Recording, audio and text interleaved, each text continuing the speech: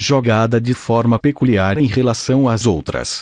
Tanto os especialistas que trabalharam nesta operação como eu próprio tivemos de alterar as nossas velhas concepções do espaço euclidiano com a sua rede de pontos e retas, para assimilar que um visível formado por um feixe de eixos ortogonais que não podem cortar-se entre si.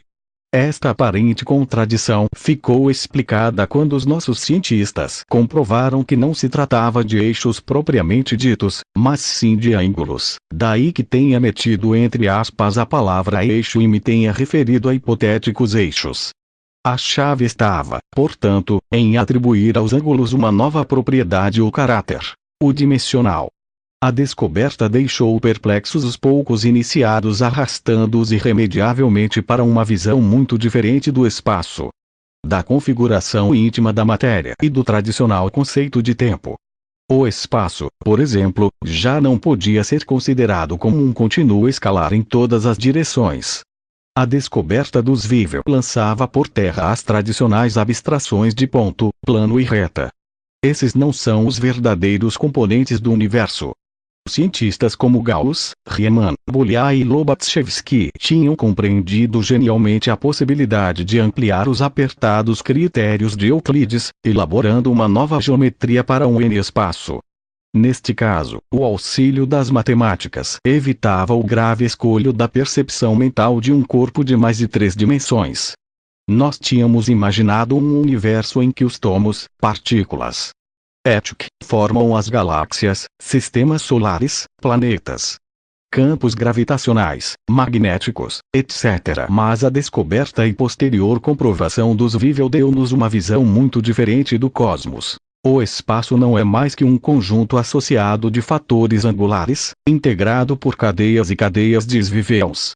Segundo este critério, poderíamos representar o cosmos não como uma reta, mas como um enxame destas entidades elementares. Graças a estas bases, os astrofísicos e matemáticos que tinham sido recrutados pelo General Curtis para o projeto visível foram verificando, com assombro, como no nosso universo conhecido se registram periodicamente uma série de curvaturas ou ondulações, que oferecem uma imagem geral muito diferente da que sempre tivemos. Em princípios de 1960, e como consequência de um mais intenso aprofundamento nos visíveis, uma das equipes do projeto materializou outra descoberta que, na minha opinião, será um marco histórico da humanidade. Mediante uma tecnologia que não posso sequer insinuar, os hipotéticos eixos das unidades elementares foram invertidos na sua posição. O resultado encheu de espanto e alegria, ao mesmo tempo, todos os cientistas. O minúsculo protótipo com o qual se fizera a experiência desapareceu à vista dos investigadores. No entanto, o instrumental continuava a detectar a sua presença. Ao multiplicarmos os nossos conhecimentos sobre os visíveis e dominarmos a técnica da inversão da matéria, apareceu diante da equipe uma fascinante realidade. Mais além ou do outro lado das nossas limitadas percepções físicas existem outros universos tão físicos e tangíveis como o que conhecemos. Em sucessivas experiências, os homens do General Curtis chegaram à conclusão de que o nosso cosmos goza de uma infinidade de dimensões desconhecidas. Matematicamente, foi possível a comprovação de 10 destas 10 dimensões, 3 são perceptíveis para os nossos sentidos. E uma quarta, o tempo, chega até aos nossos órgãos sensoriais como uma espécie de fluir, num sentido único, e que poderíamos definir grosseiramente como flecha ou sentido orientado do tempo. A mim, pessoalmente, o que acabou por me cativar foi o novo conceito de tempo. Ao manipular os eixos dos visíveis, comprovou-se que estas unidades elementares não sofriam a passagem do tempo. Elas eram o tempo. Longas e laboriosas investigações puseram em relevo, por exemplo, que aquilo a que chamamos intervalo infinitesimal de tempo não era mais do que uma diferença de orientação angular entre dois visíveis intimamente ligados.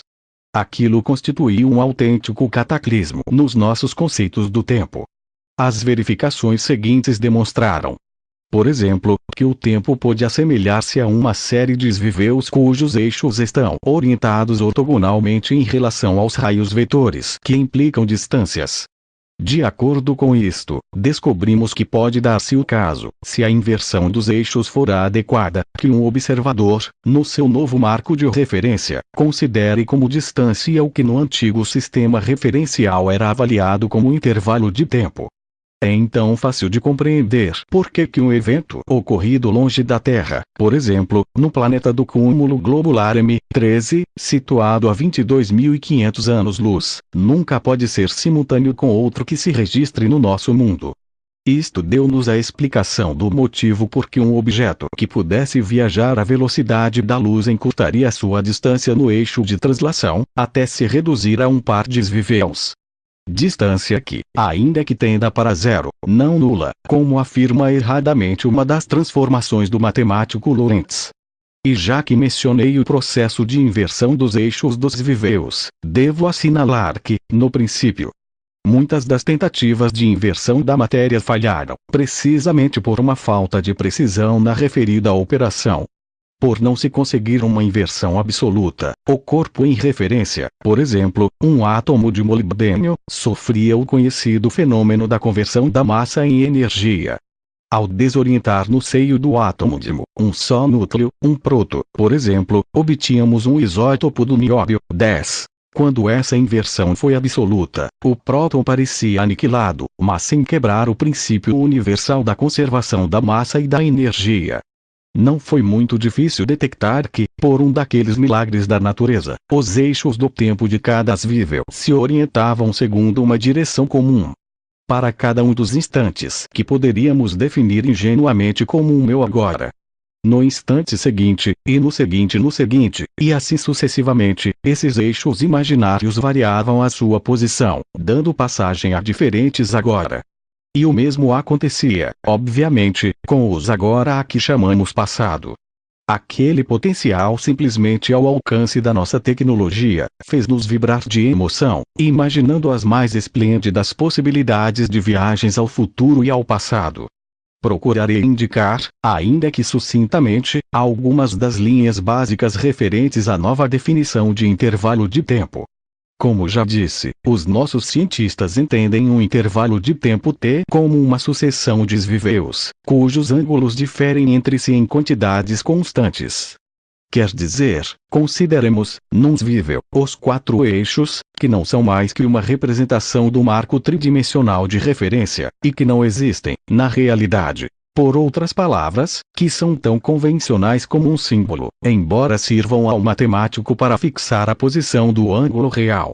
Se dentro desse marco ideal oscila o ângulo real, imaginemos agora um novo sistema referencial dos ângulos, cada um dos quais faz 90 graus com os quatro anteriores. Este novo marco de ação de um ângulo real e o anteriormente referido definem, respectivamente, espaço e tempo. Observemos que os eixos vetores, que definem espaço e tempo, possuem graus de liberdade distintos. O primeiro pode percorrer ângulos-espaço em três orientações diferentes que correspondem às três dimensões típicas do espaço. O segundo está condenado a deslocar-se num só plano. Isto leva-nos a crer que dois desvios cujos eixos difiram no ângulo tal que não exista no universo outro desvível cujo ângulo esteja situado entre ambos definirão o mínimo intervalo de tempo. A este intervalo, repito, chamamos instante.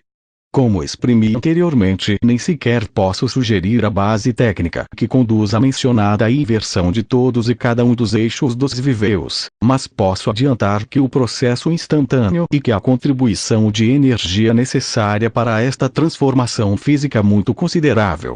Essa energia necessária, posta em jogo até ao instante em que todas as subpartículas sofrem a sua inversão, é restituída integralmente sem perdas, transformando-se no novo marco tridimensional em forma de massa.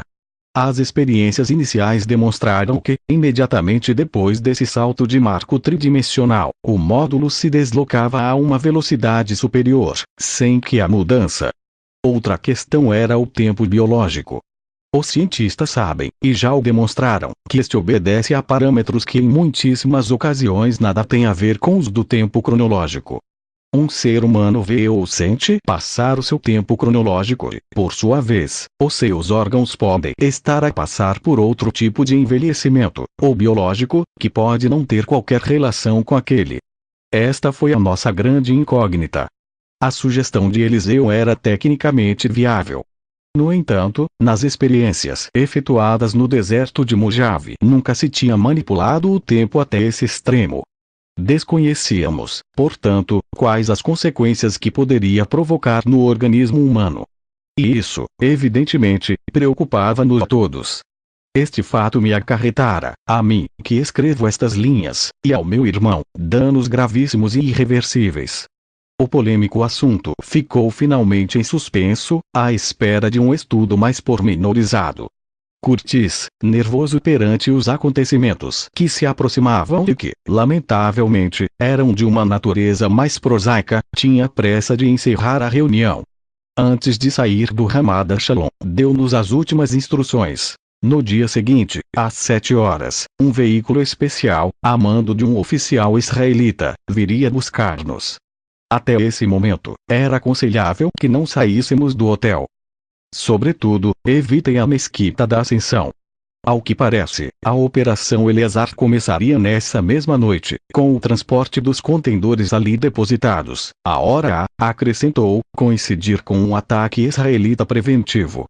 Esse golpe de força visa uma dupla finalidade: desviar a atenção dos palestinos e do povo em geral para a direção oposta à das colunas da Operação Eleazar. O general fez uma pausa. Quanto ao segundo objetivo, amanhã vocês o conhecerão pelos jornais.